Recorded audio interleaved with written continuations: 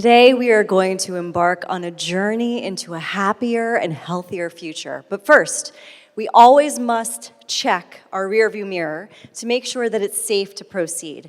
Now, typically when you go to the doctor to check your health, they ask you for your health and family history, and that's how they check your rearview. Then they'll ask you, so what brings you in today? And they'll never really ask you, how do you want to feel in 5, 10, 20 years from now? But that's what we're going to focus on today, the future. Now let's reframe that rear view and think about when you were a kid. What did you want to be when you grew up? For me, I only ever wanted to be one thing, and that's a mom. And after being raised by a badass single mom in New York City, I really wanted to be a successful, working mom just like her. And that's what I became. I've been so blessed to work for the last 2 decades in AI and data-driven marketing and technology, working with some of the world's largest brands to help them harness the power of consumer data.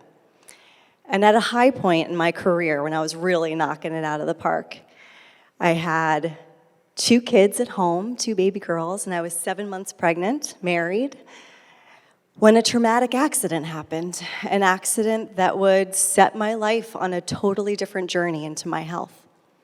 An accident that eventually would lead to chronic illness and an autoimmune condition called lupus, which is rheumatoid arthritis and lupus. And it was really painful. It caused chronic pain. I was exhausted all of the time. I had really embarrassing hair loss and a fever that lasted for over 10 weeks. And at the point in time when I was 36 years old, with 3 baby girls at home, the doctor said that I would probably be chronically ill for the rest of my life. And it was then that I realized that I probably shouldn't have been so focused on what I wanted to be when I grow up, and I should have focused more on how I want to feel. And at that particular point in time, I also realized that our health is our most valuable asset, because without it, we have no future. And I desperately wanted a future with my babies. So I did what I knew best. I dove into the data to understand my biology and to support my health while I healed. And the goal was to reverse this autoimmune condition. And even though I was successful, and at 38 years old, I felt better than I ever had in my entire life, it was a really arduous, painful, and costly experience and road to wellness, costing me not only tens of thousands of dollars, but also my marriage and my career. And at the point in time when I thought that I had overcome my last roadblock on the road to wellness, my daughter at age 3 began her journey with chronic illness. And parents in the room, as you know, you'll probably do just about enough to keep yourself healthy, but when it comes to your children, you will travel to the ends of the earth and back to heal them. And that's essentially what I did. I tried everything, including doing a certification program in culinary medicine through the Harvard School of Public Health and the Culinary Institute. I did the wellness coaching program through Ace Fitness, and I worked with probably over a dozen allopathic and naturopathic doctors to help guide our roadmap to wellness. It has been a really long and bumpy road, let me tell you, but that road has led me here today to this stage with the intention to share this story with you so that you can avoid unnecessary roadblocks and bumps along the road that we had to experience. And to also support you and encourage you to take the wheel of your own journey to health, because at the end of the day, we are responsible for navigating our own journey. Now, you may not have experienced the same traumatic accident while pregnant like I did, but by a show of hands, how many of you feel like as we get older, our health starts to fall apart? Okay, so pretty much everyone in the room agrees with the experts that tell us that our physical decline begins in our 50s and gets worse with age. And even with advances in technology and medicine, as a nation, we're getting sicker and sicker every year. And why is that? Well, the World Health Organization estimates that the leading cause of death globally, worldwide, so over 60% of people will die from a chronic inflammatory disease. And those include anything from cancer to diabetes, heart disease, stroke, autoimmune conditions, and more. And before we even get to death, the World Health Organization also estimates that we spend the last 20% of our life in poor health. So that means that we spend the last 16 years on average. So if we live to 75, by 59 years old, we're already on a steep decline in our health. Now you might be wondering, what's the average retirement age in the United States? Well, it's 65. So most of us will be chronically ill before we even get to retire. And I don't know about you, but I don't want to work to live just to live in pain and illness, and then to die of that illness right before I get to retire and enjoy my life. How do we avoid chronic illness? First, we have to understand that chronic inflammation is a slippery slope and can be triggered by a multitude of things, including genetics, diet, lifestyle, injury, in my case, illness, stress, and more. And those triggers, well, they change over time, but once your body is triggered, it will have to regenerate the healthy cells that were damaged by that inflammatory response. But if you don't know what's causing inflammation for you, then you can't support your body in healing. And so the inflammation will just damage more and more healthy cells until eventually you become chronically ill with a condition that will probably kill you. I know, terrible, right? But don't worry, everything's figure-outable, and the part of this journey, we're going to address each one of those triggers so that we can cut them off at the pass. Okay, you with me? All right, good. So we didn't even talk about the first thing you need when you go on a journey, and that's a vehicle. And the vehicle in this case is our body. And our bodies are genetically different, right? And so we all can take tests. There's a million genetic tests out there right now that you can take with blood or urine or saliva to see which conditions you might be genetically predisposed to.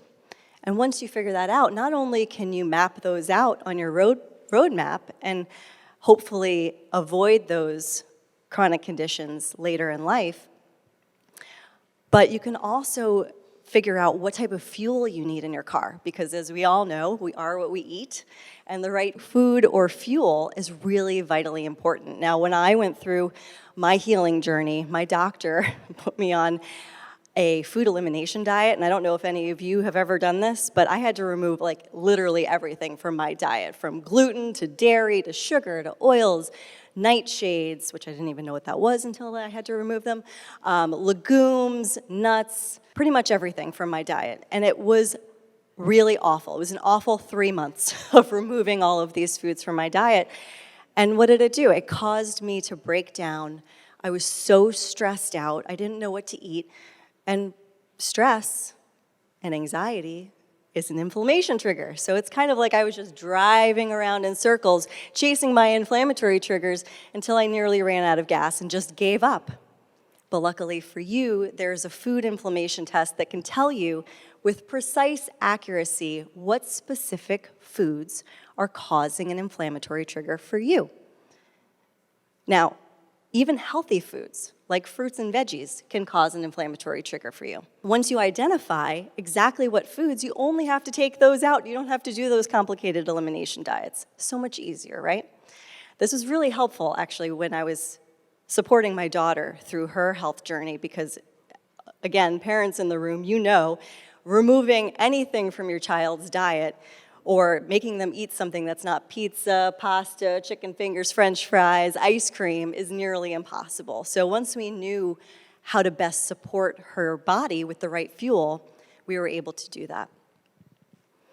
So talking about food and fuel, did you know that the gut lining is actually thinner than a single piece of human hair, making it extremely susceptible to cellular damage? And experts have called out leaky gut, you've probably heard that term before, as one of the leading causes of chronic inflammation.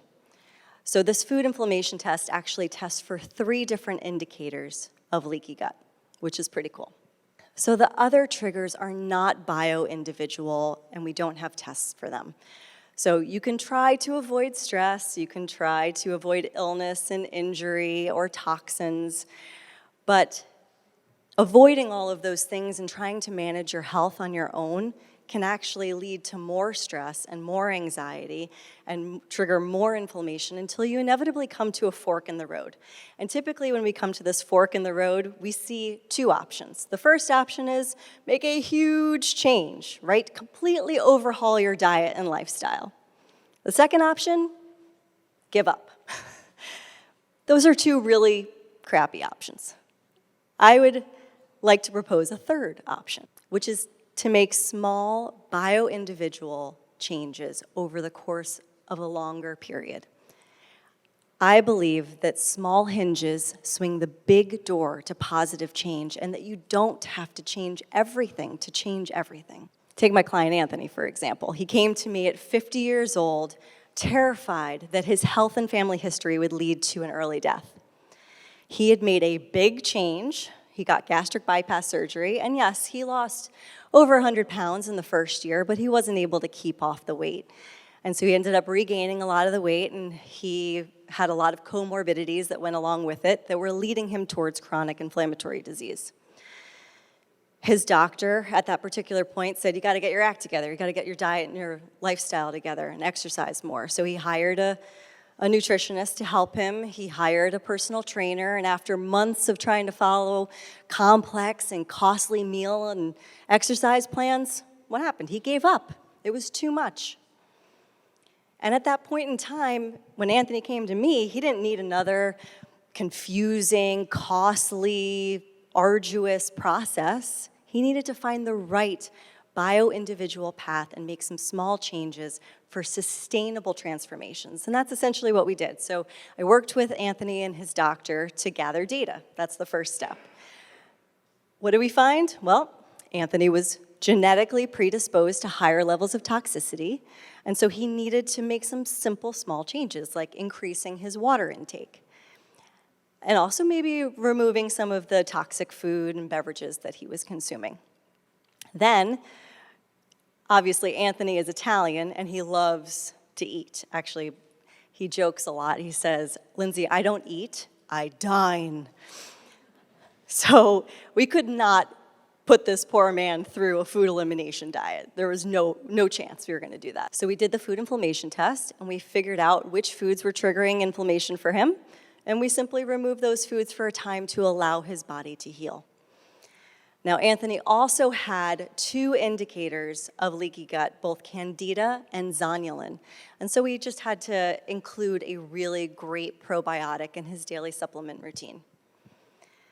The last step for us before we could start to design Anthony's roadmap was to have him fill out a very comprehensive intake form, which would allow us to see if there's going to be any other roadblocks along the way, like what foods does he love to eat or hate to eat? What does his work schedule look like? What kind of commitments does he have in his life that might prevent him from making some of these small changes? So once we gathered all of this data, we mapped out a roadmap for Anthony, and after the first few changes, he already felt worlds better. But he wouldn't be successful on his journey without these two checkpoints in his journey. These are two checkpoints that all of us need to use on any journey. And the first one we actually use before we even get started, and that's to think about how you want to feel. So if you close your eyes for a couple seconds and just think about 10, 20, 30, 40 years from now, how do you want to feel?